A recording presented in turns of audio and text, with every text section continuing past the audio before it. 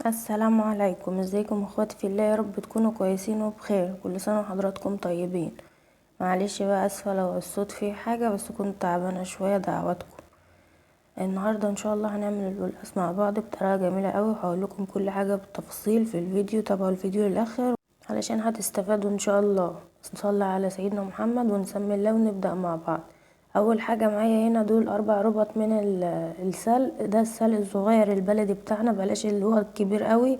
انا بعوز اللي هو السلق الورق الصغنون ده. ببدا اشيل منه العروق زي ما حضراتكم شايفين كده. ما بحبهاش، ما يفضلش انها تتساب عشان خاطر العروق بتبقى شكلها وحش قوي في القلقاس لما بيتحمر يعني. فالورق افضل.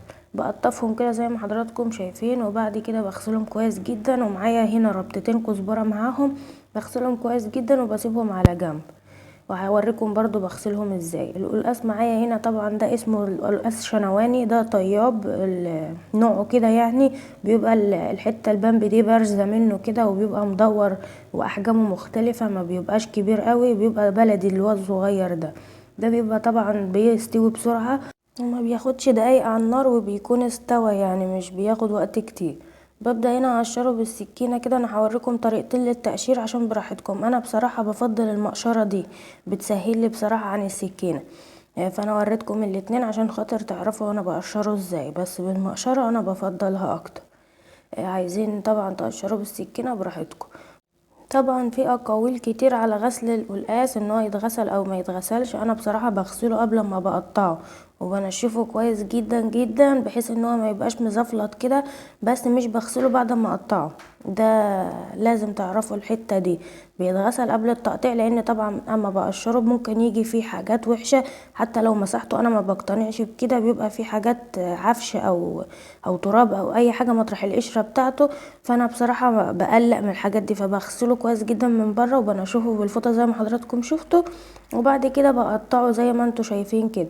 بعد ما بقطعه طبعا بحطه في الطبق، مش بغسله ولا باجي جنبه اصلا ولا بعمل في اي حاجة تانية. هي الغسيل قبل التقطيع بس، وهو لسه مدور كده. ببدأ اقطعه طبعا زي ما حضراتكم شايفين كده مكعبات صغيرة. طبعا الحجم انتوا اللي بتتحكموا فيه، كبير صغير براحتكم يعني، دي حاجة شخصية. وده بعد التقطيع مش مزفلت ولا اي حاجة خالص، بسيبه على جنب. وبعمل بقى الخضرة بغسلها. عندي طبق هنا فيه مية عادي من الحنفية، وبحط فيها الخل. وبضيف عندي ربطتين الكزبرة، دي كزبرة بلدي اللي هي الصغننة برضو. بحطها كده في المية بخل، وبسيبها منقوعة من دقيقتين ل3 دقايق، والسلق برضو هكذا. وبعد ما بيتنقعوا دقيقتين او 3، ما تسيبهمش اكتر من كده عشان الخل ما يهرهمش. وبعد كده بشيلهم من المية ام وخل، وببدأ اغسلهم تحت الحنفية كويس جدا. وبعد كده بقطعهم قطع صغيرة، وبجيب درق الخلاط بحط فيه حبة شوربة لحمة. وببدأ ان انا احط الخضرة في الخلاط كده، وببدأ ان انا اضربهم ضرب كويس بحيث ان هو ينعم خالص. طبعا مش عايزين الحركة بتاعة الخلاط دي، وعايزين تسيبوا الورق مصحح يعني وتشوحوه بدل اللي انا هعمله دلوقتي. ومش محتاجين المية دي، براحتكم، بس انا بفضل الطريقة دي، بتدي لون جميل قوي للقلقاس. طبعا بصفي هنا الخضرة بعد ما ضربتها، لان انا عايزة المية الخضرة دي هتشوفوا انا هعمل بيها ايه. والتفل ده انا هشوحه بدل الورق ما بيبقى مصحح، ده بيبقى انعم اكتر. وعندي هنا شوربة اللحمة غليت، بنزل عليها بالقلقاس كده. وببدأ ان انا اغطيه. بيبقى النار طبعا عالية في الاول، بغطيه لغطا موارب كده لغاية ما بيغلي معايا، بوطي عليه خالص وبغطي بقى. عندي دي طاسة بحط فيها معلقتين زيت ومعلقة سمنة كبيرة. ببدأ ان انا اقلبهم كده، وبنزل عندي بتفل الخضرة بتاعي اللي انا صفيته. ببدأ بقى اقلبه كده على النار لغاية ما بينشف تماما من السوائل. بتحسوه طري، بس بعد ما بينشف بتحسوه بدأ يخرفش في الطاسة كده، وبدأ ينشف تماما. وانا بحب الطريقة دي جدا، لانها طريقة جدتي الله يرحمها، هي اللي معلمهاني. كان نفسها جميل جدا في الاكل. سبحان الله، الستات الكبار عموما كان نفسهم غير خالص في الاكل. ربنا يرحمها يا رب، ويرحم امواتنا جميعا، اللهم امين. طبعا القلقاس هنا استوى اصلا قبل ما اخلص السلق، فانا بقطعه كده لقيت واحده استوت، فما ينفعش ان انا ازود عليه اكتر من كده عشان ما يتهراش معايا ويبوش في الشوربه ويعمل اللزوجه بتاعته دي. فانا هنا بحط الخضره دي في اخر مرحله خالص. الميه الخضره دي هي دي اللي بتحافظ لي على اللون، لان اصلا الخضار لما بيتحط على النار كتير مع الغليان بيبدا ان هو يفقد لونه اصلا. فهنا طبعا الخضرة بتاعتي استوت. اما باجي اقلبها كده بحسها نشفت معايا في الطاسة.